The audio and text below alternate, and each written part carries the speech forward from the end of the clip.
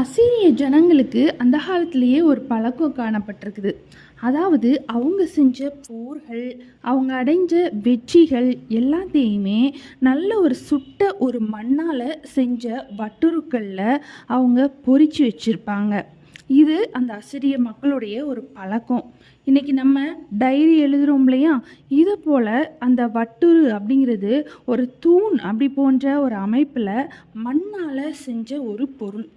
பச்சை மண்ணில் இதை செஞ்சு அதில் லெட்டர்ஸ் எல்லாம் எழுதி அதை நல்லா சுட்டு பக்குவப்படுத்திடுறாங்க.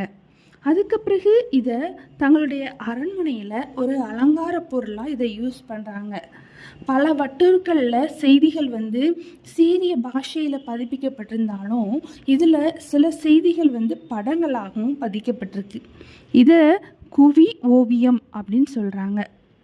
லாஹீஸில் நடைபெற்ற அகழ்வாராய்ச்சியில் இந்த சனகரிப்போட படையெடுப்பு பற்றிய வட்டுருக்கள்லாம் இதில் கிடைச்சிது.